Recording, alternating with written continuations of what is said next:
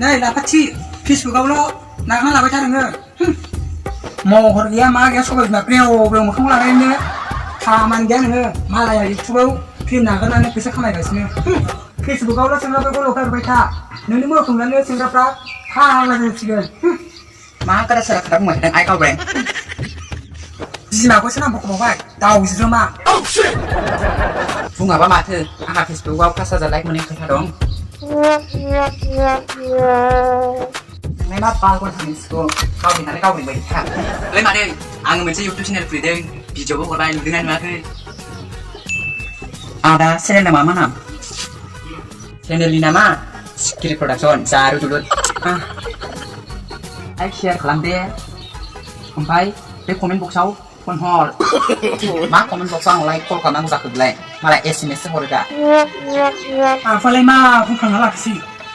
बुंनाया जाखाथारा बेनोलाय इउटुबार जानो फैदोंनो दानो खिनांगौ जागौ आंजों जानानै नोंसोरजों खालामो नोंसोरनि गोसोसै खेमसाफोर